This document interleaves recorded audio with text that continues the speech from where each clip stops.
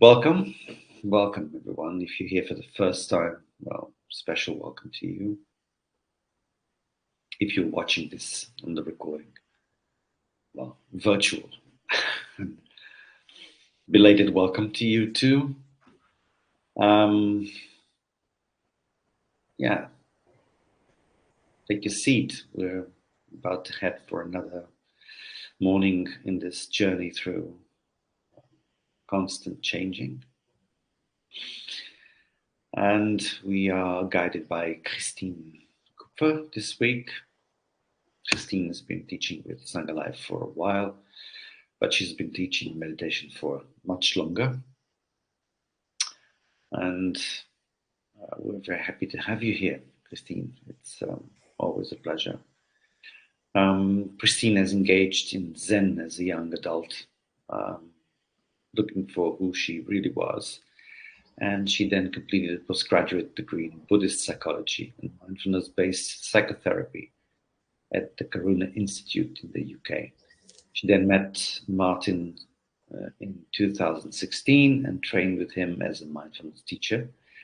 She lives in Geneva and she has been teaching meditation and supporting people on their spiritual and personal journey for over 2 decades now.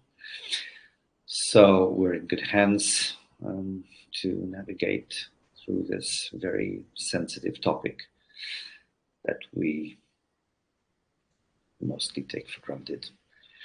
Okay, so we'll be here for the next hour. Christine will have some time for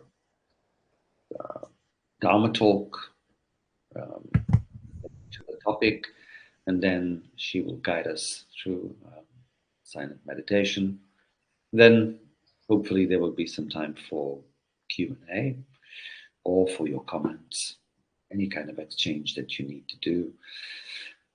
If you need to ask a question, please, and if you use the chat box to do that on the right, type question in capital letters so that we know it's a question. We can navigate through it, through the constant changing chat. You can also come on screen if you wish to. There's a little virtual hand on the bottom of the screen. You can click on that and I'll send you an invitation to bring you on screen.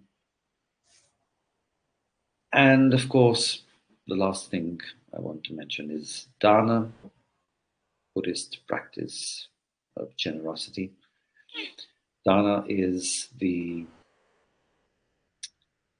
ground base of the whole the Sangha Life project and work. We have no sponsors. We don't make any kind of commercial advert. We just rely on your generosity, like the heart base foundation is just this. We offer with the best of intentions, with the best of commitment.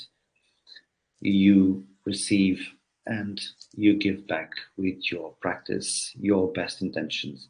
And if you can spare a few euros, dollars, whatever currency you live with, we appreciate it. Because, as Martin says, this is completely freely offered, but it's not free of cost. Running this platform, the teachers who make their livelihood out of this practice also, and everything else that goes along with it. It entails a lot of costs every month, and it is quite interesting. I've been collaborating with Sangha Life for a couple of years now, and for me it was kind of a challenge project. Just work with based on donations, and I'm truly amazed. I'm amazed every day that goes on because it goes on. We we do thrive. We do, well, sometimes we struggle a little more. It depends on the projects we have and the costs that we need to work on with. But it works. You know, it's really a foundation kind of work, which is wonderful to see. So, whatever you can donate is welcome and appreciated, and we thank you for that. And if you can't donate, it's all good. Practice, presence, being here with the whole of us is also a practice of generosity. Your generosity, your time. So, welcome again. Have a nice session, and I'll hand it over to Christine. Thank you. Thank you, George. Thank you for your presentation. Thank you for being here. And thank you all to be here today again. It's such a pleasure to share meditation with you.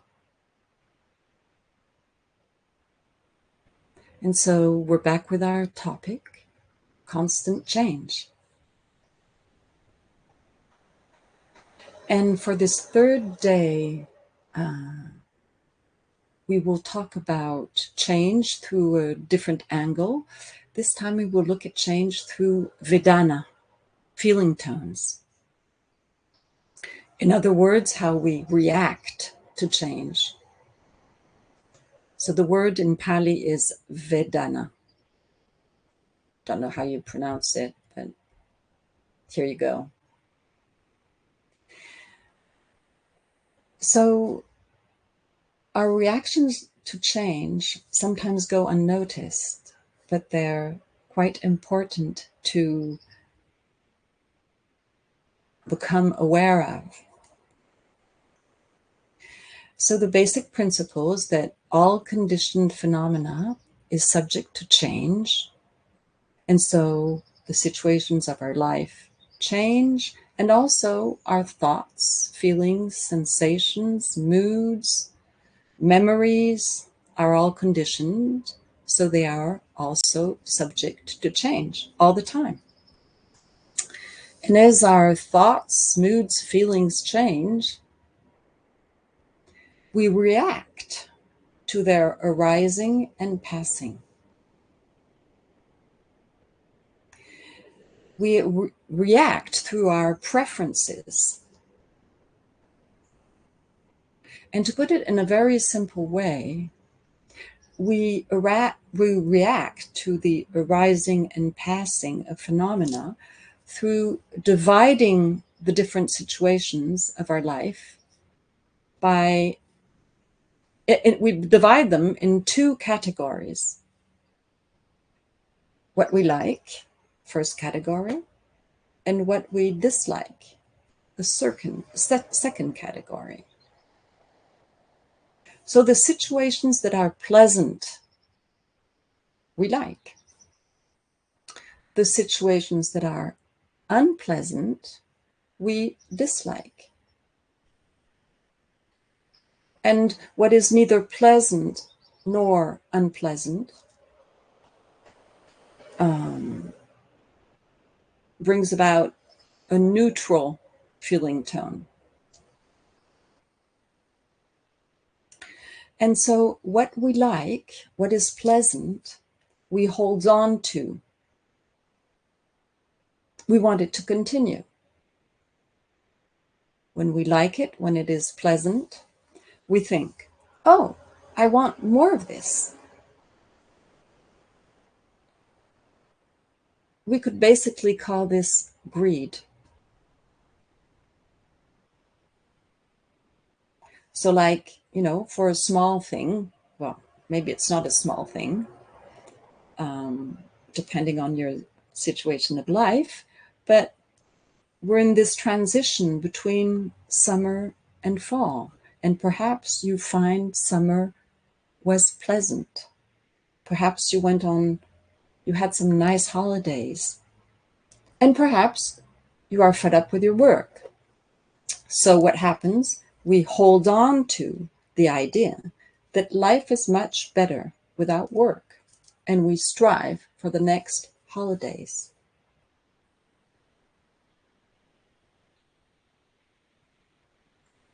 So this is all a bit simplistic. Please forgive me, but it's so that the explanation is clear. And so what we don't like, we push away. When change brings up an unpleasant situation, we want it to stop. We think, oh, I don't like this. I don't want this. Basically, we could call this aversion.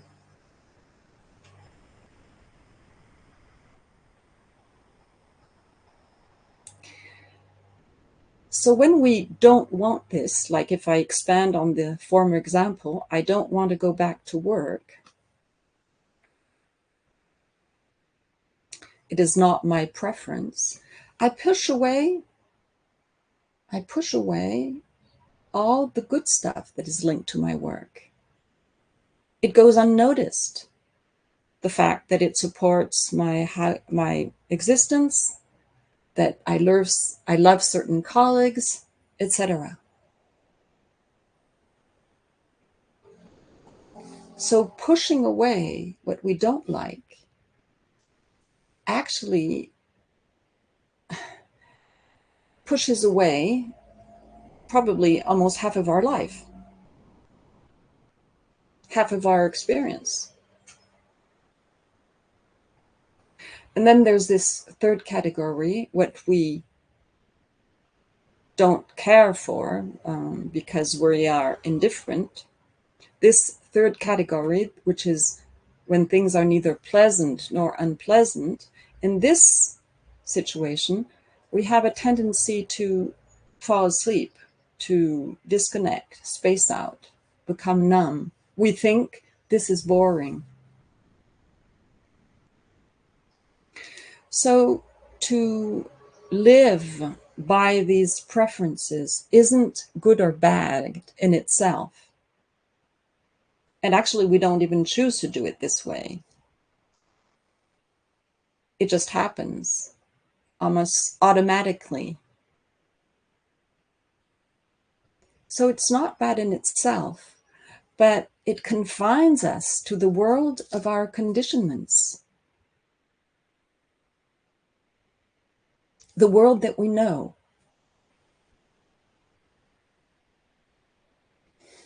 So when I say I like, and when I say I don't like, or when I say I don't care, who is this I that I am talking about?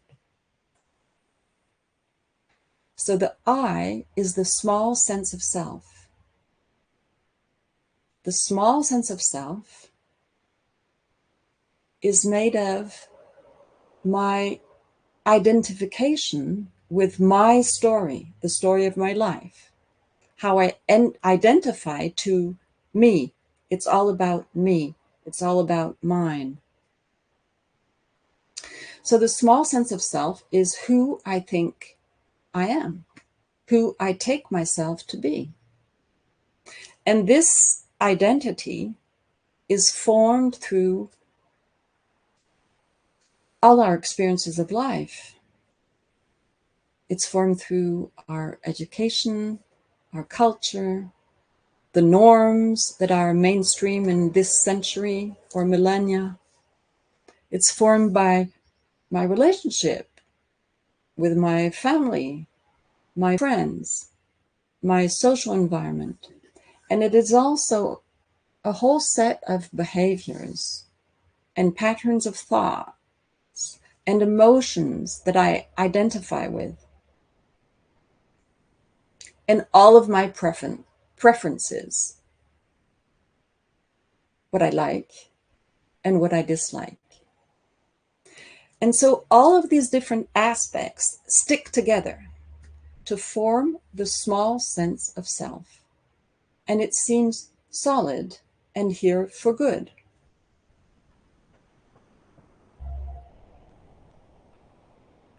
So, what are the characteristics of the small sense of self? So, as we said, it is conditioned through all of the aspects mentioned before. So it is also subject to impermanence. Small self is uncertain, fleeting, unstable.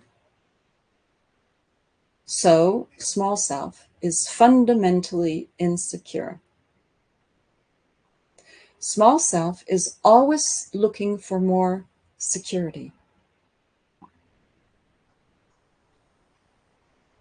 So we maybe don't even notice this. Maybe we believe that small self is stable, reliable, solid, singular, separate, unchanging. It is not.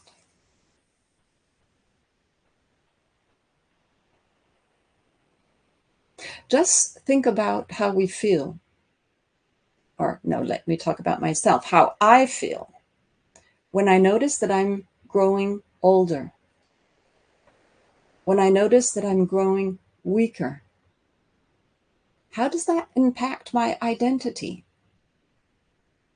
How does that impact who I think I am, who I take myself to be? When I can't perform at my best, how does that feel? Or when I'm faced with a so-called failure or a success. When faced with a failure, my small sense of self feels crushed, vulnerable, insulted, scared, miserable, and more.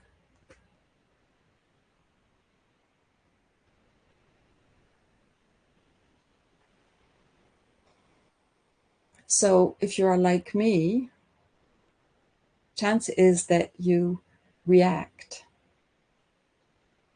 something along this line too.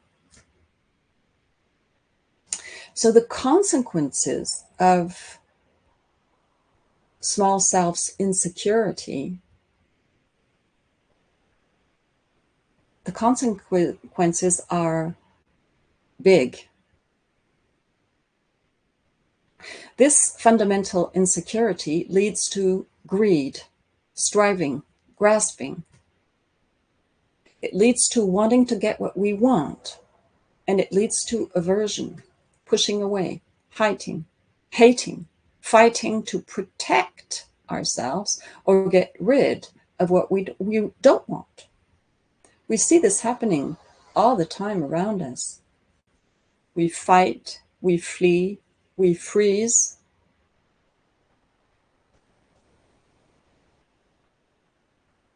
It is linked to our survival system. Another formula that I'm sure you already heard and that I find quite, it works for me, is to remember we strive to get what we don't have and we push away what we do have. And we shouldn't underestimate this powerful force. Greed and our aversion are actually the two sides of the same coin. It can be very tangible, grasping for money, for sex, for power, always more, pushing away, hating, going to war, people dying in the name of justice. We see it happening all around us. So sometimes it's very tangible, but it can also happen on a very subtle and it can go almost unnoticed if we are not mindful. Because we are so used to these patterns, they can go unnoticed.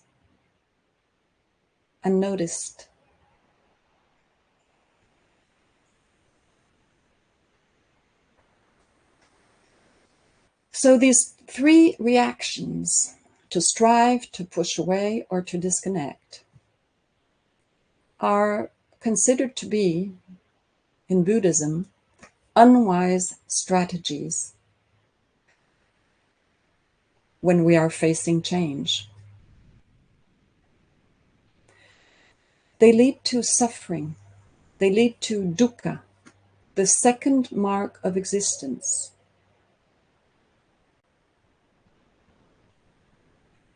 So, on one level, it's not our fault. It's related to our survival system. And we don't choose to react in this way on a conscious level. So we shouldn't be too harsh on ourselves and judge ourselves too much when we get caught up in them. But it's important to understand how this works, because otherwise, in our life, when we are faced to change, especially, we become the slaves of these unwise strategies. We become slaves to grasping, getting more money, more sex, more power. And we are the slaves also of our fear of losing what we have. So what to do? The Buddha teaches that our small self is not really who we are.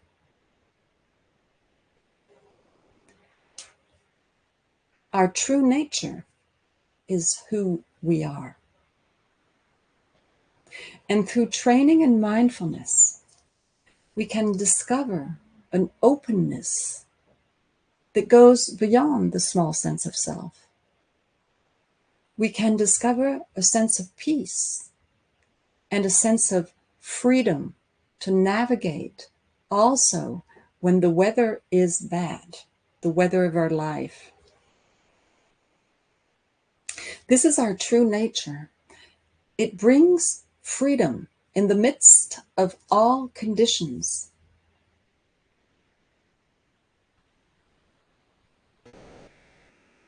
It brings freedom in the midst of all the arising and passing of pleasant, unpleasant, and neutral situations.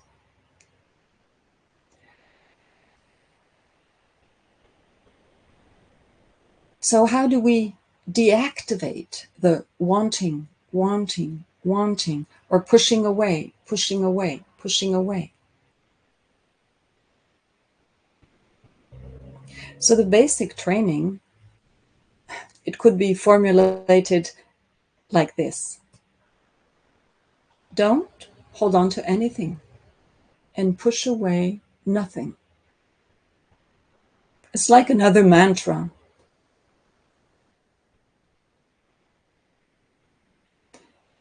It's sort of the next step after what I said the other day, the other formula. Life as it is, not as it should be.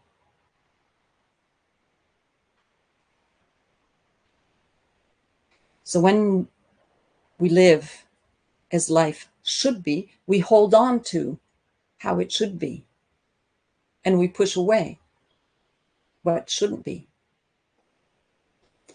So yeah, the practice is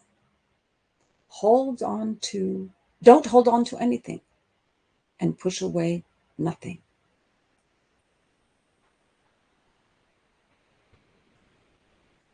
We need to pause.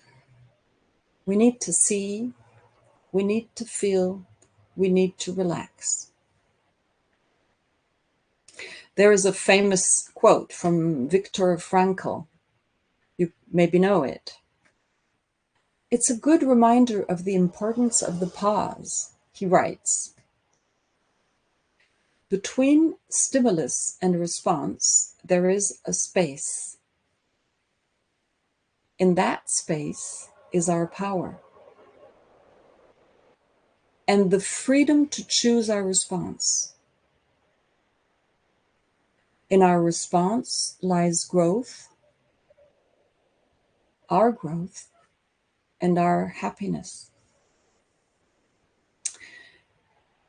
So we need to pause.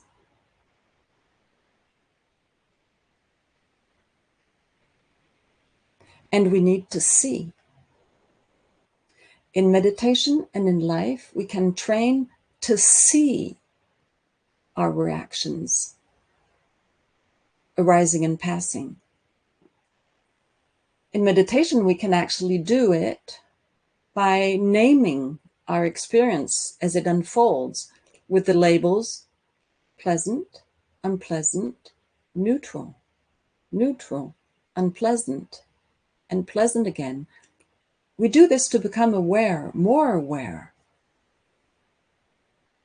The seeing doesn't only have to happen in meditation. We can do this in life. We can pause and see. I did it yesterday. I went swimming. The swimming was the pause. And while I was swimming, I was noticing pleasant, unpleasant, neutral. Oh, this gets boring. How does that feel? Etc. It's fascinating. It was fascinating to see how my experience was changing all the time, how my reactions to my experience were changing all the time. And we need to feel directly the sensation of how it is when we hold on to and when we push away and when we disconnect. The direct felt sensation of holding on to, the tension of pushing away. And then we need to relax. We can learn how to relax through the flow, through the passing of pleasant, unpleasant, neutral. We can learn how to relax in this sensation of feeling the pushing away, the holding on to. And this leads to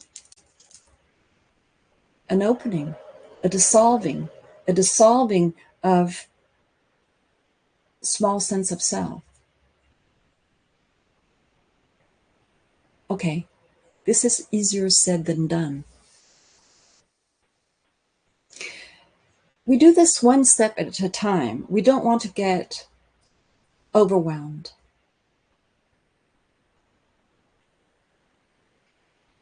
Because when we're overwhelmed, small sense of self takes hold of us again. We're back into fear. We're back into tunnel vision. So it's better to do these practices when things aren't too rough. Pausing, seeing, feeling, relaxing. Touch and go is another way of saying it. Touch and go, or sensing and relaxing. When we're doing this, we're expanding our window of tolerance. We're stepping out of what we know as pleasant. We want to be fully alive. We don't want to live only half of our life, the so-called pleasant one.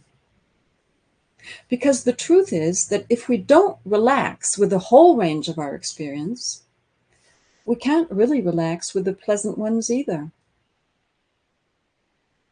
Because we know that the pleasant ones will end. Because things always change. So I see that time is fleeting. So let's meditate. Let's meditate and see things as they are, not as we think they should be, holding on to nothing, pushing away nothing. So please take your seat if you're not sitting, or stretch your legs if you wish.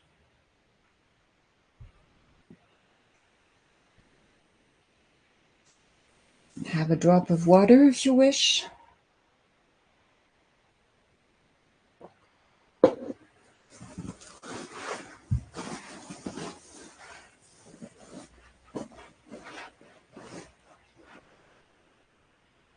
And here we go. I'll try to ring the bell today in a more softer way,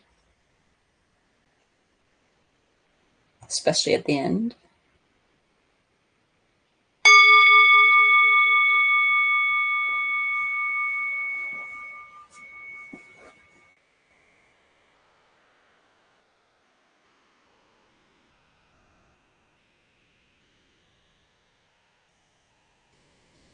So, settling into our posture.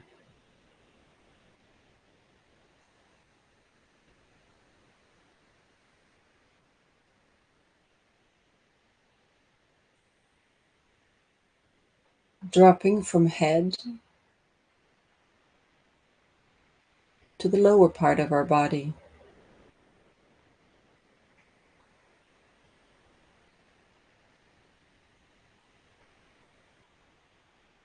Grounding.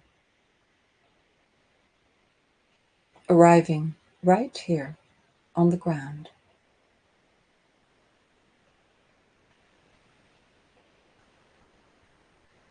Our spine is erect.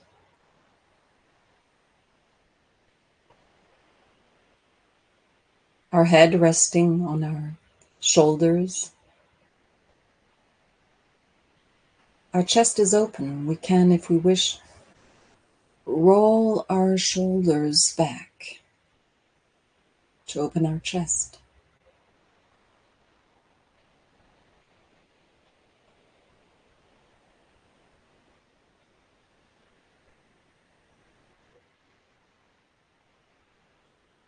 And if we feel some nervousness, some agitation, maybe we could just take a few deep breaths. Inhale by the nose, exhale by the mouth. To let it all go without pushing it away. The naturalness of letting it all go.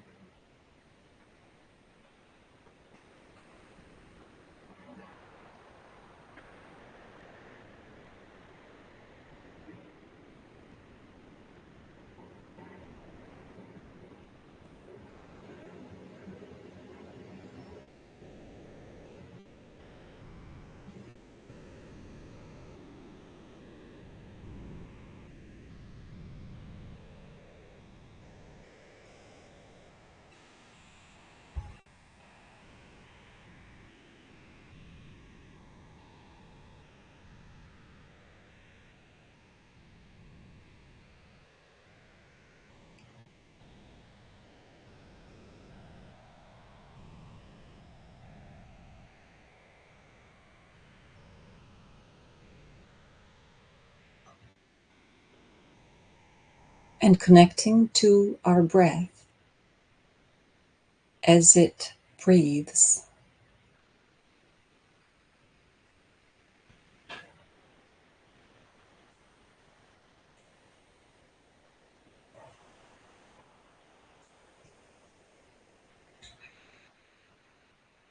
Connecting to our breath as it naturally unfolds.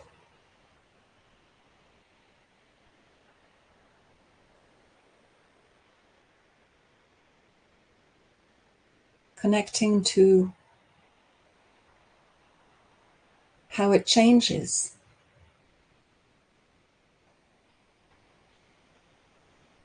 how it comes and goes.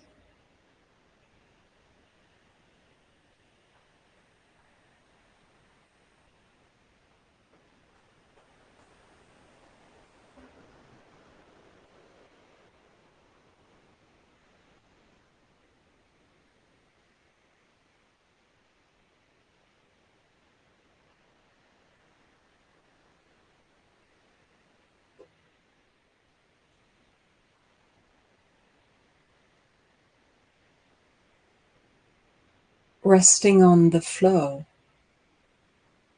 of breath.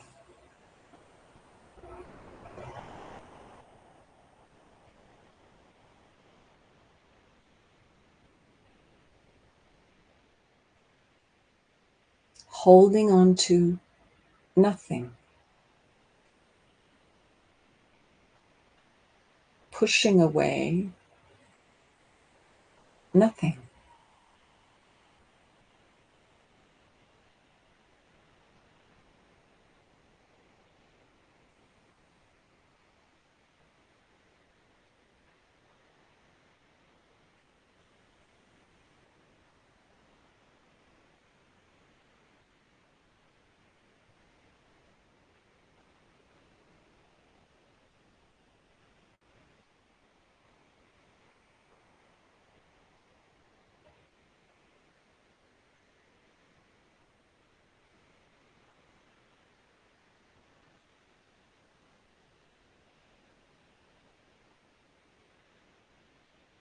And noticing the flow of sounds.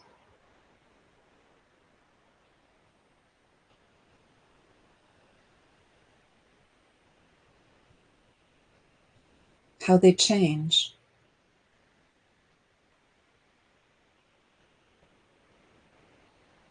Noticing the alternates between the arising of sound, the passing away of sound. Perhaps you have some preference for some sounds. Perhaps you like some sounds and don't like others.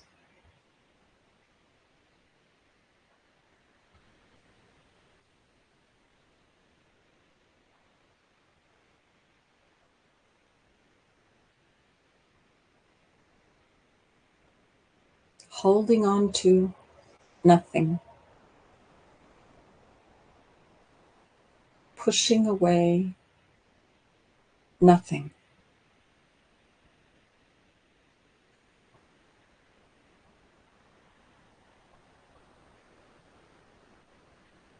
Letting sounds stream through.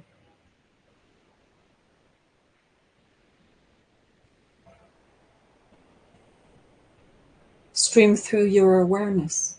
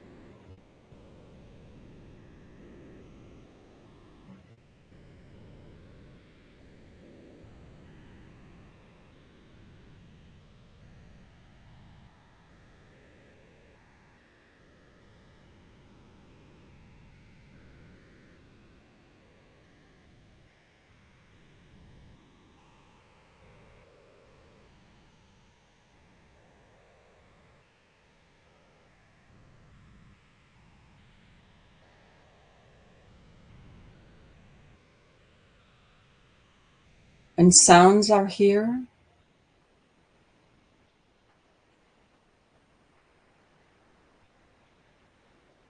Noticing the sounds when silence is here.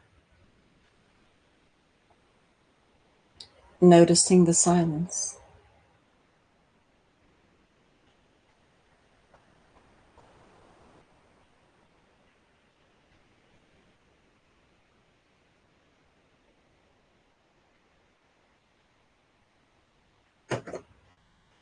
Noticing our preferences.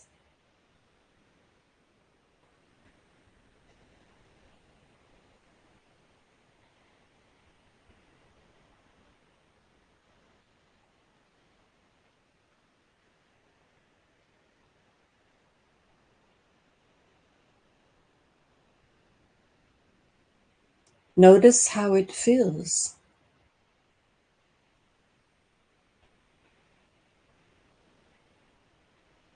when we hold on to our preferences.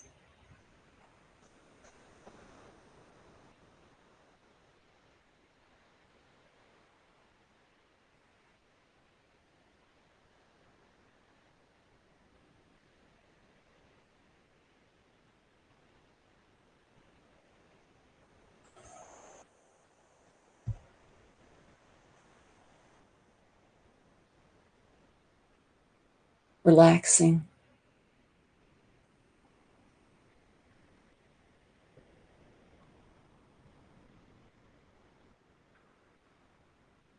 Resting on the flow.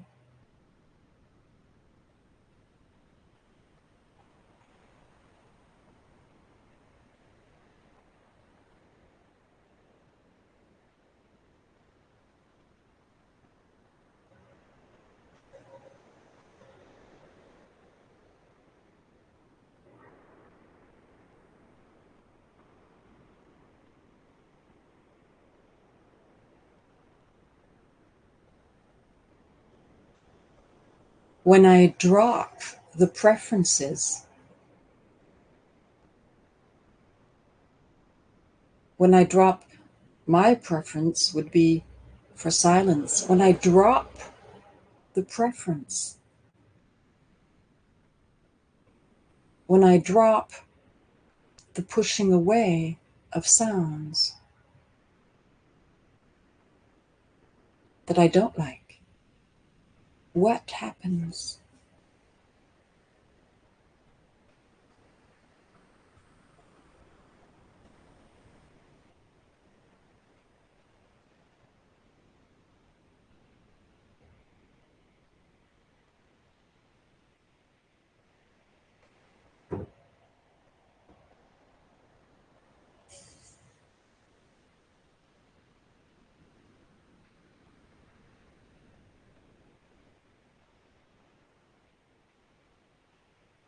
When a sensation arises,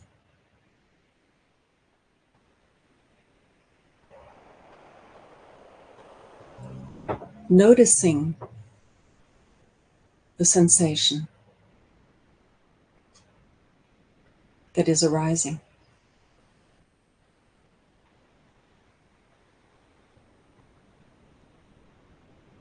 When it is pleasant,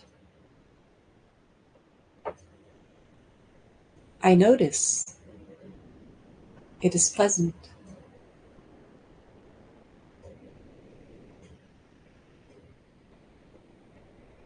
When it is unpleasant, I notice it is unpleasant.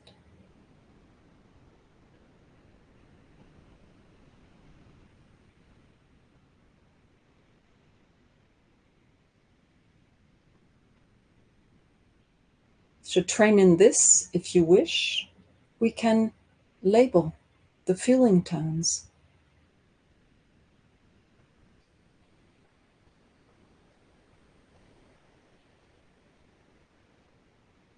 Noting mentally pleasant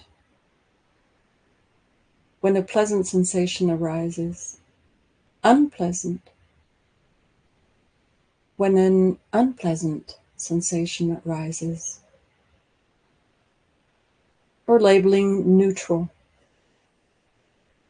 when the sensation is neither pleasant nor unpleasant.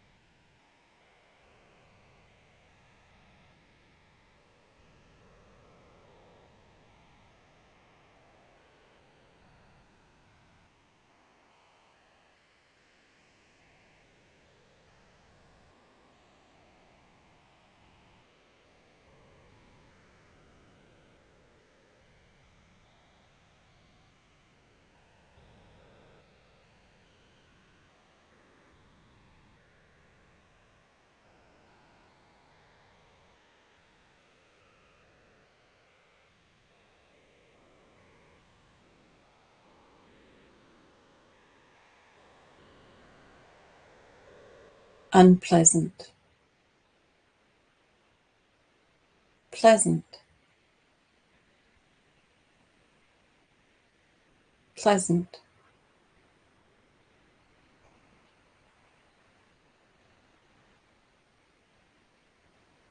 neutral.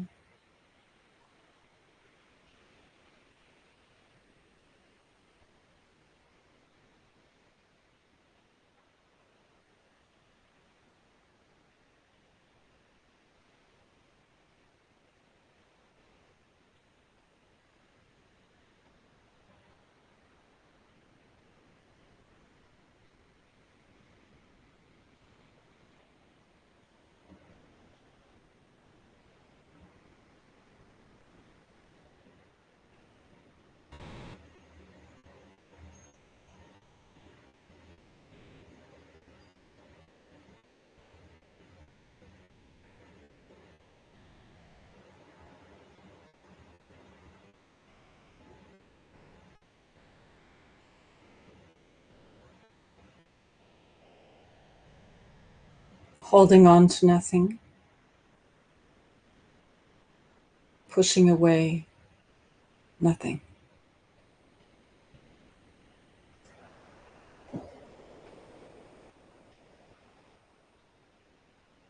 Dropping the preference. Right here.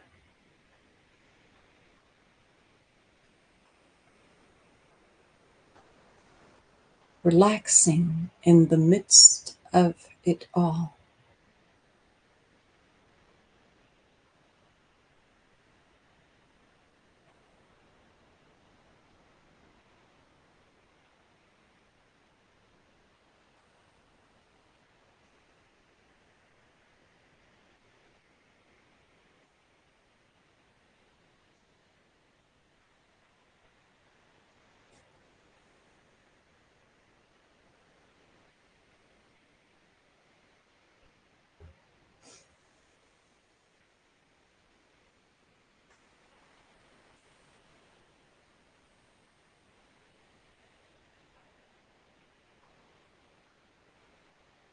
And for the last minute, letting go of the labeling, letting go of any technique, simply being here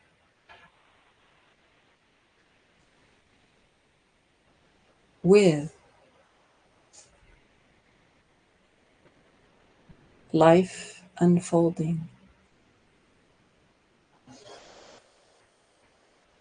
right here.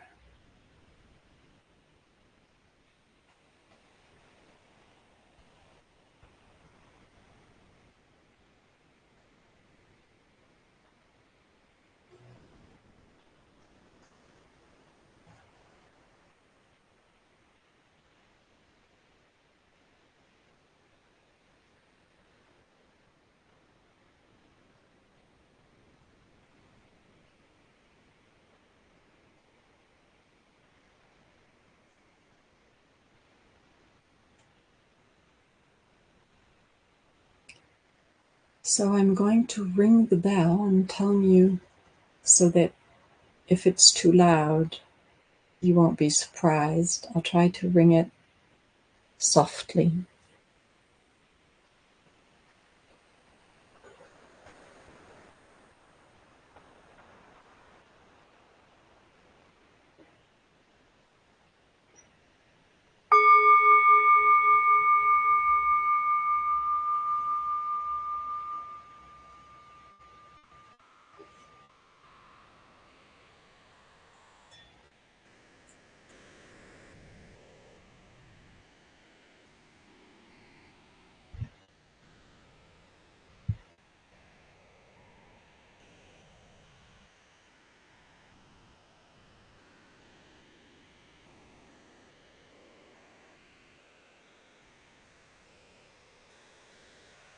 Okay.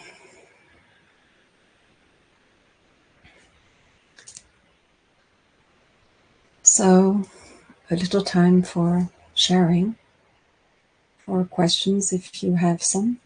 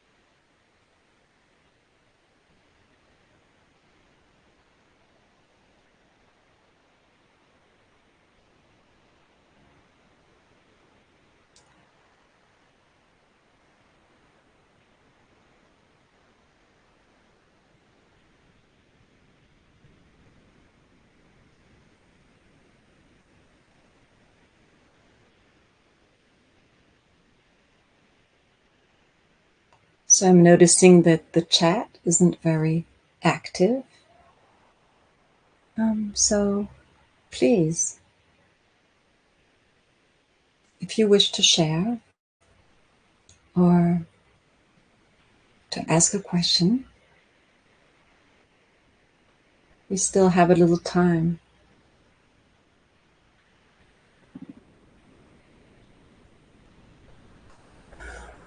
Doro said, reflection. The background noise sometimes feel like annoying interference and sometimes like a lovely rushing river. Yes, very true. Today, maybe I did the same the days before. I don't remember, but today I really noticed that I had forgotten to close the window. And so, since I live next to the airport, I could really hear all the sounds. And the street isn't far either. And here at 8:30, a lot of noises from the cars going to work. And so I really was able to notice also what you're saying, Dora. Background noise sometimes feels annoying, and sometimes the same experience has an entirely different taste to it.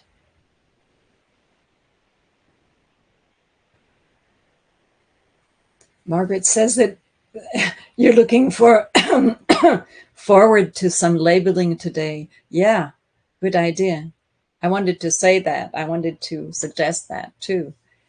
We could continue during the day this labeling to really see what's happening.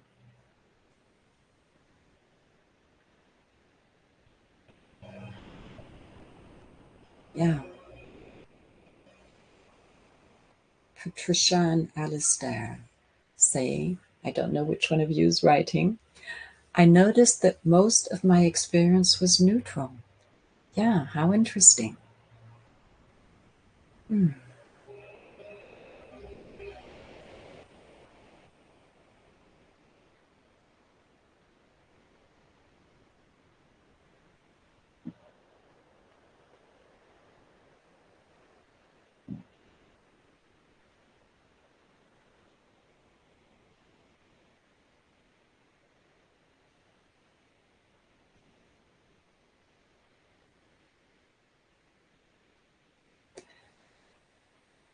Chris writes, question, the allowance of things as they are felt very spacious and pleasant, which made me laugh. Yes, yes. So I don't read the question here. Yes, when we allow things as they are, we open up. We open up to spaciousness, a whole new dimension.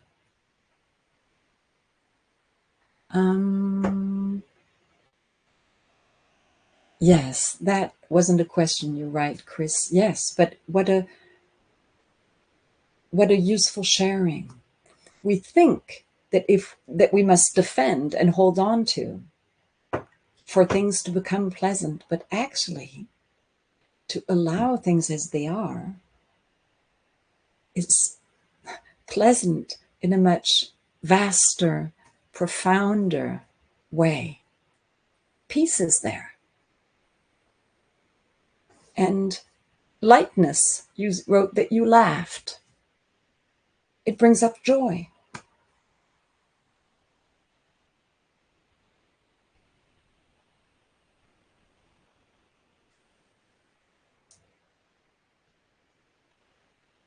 Claire writes, a reflection. I feel that my preferences are kind of habitual and that this exercise can loosen the habit. My tendency seemed to be to notice the unpleasant, and during the exercise, I noticed that this was actually an arbitrary judgment. Yes, yes, yes.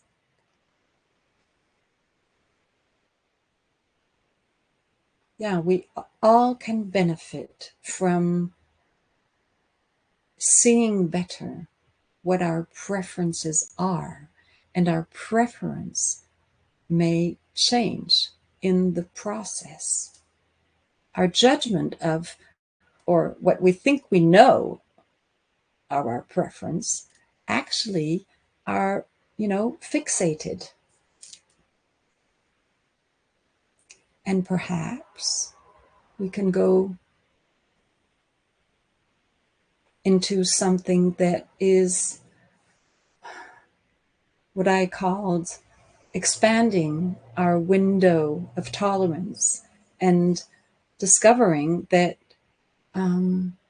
actually maybe my judgment wasn't true.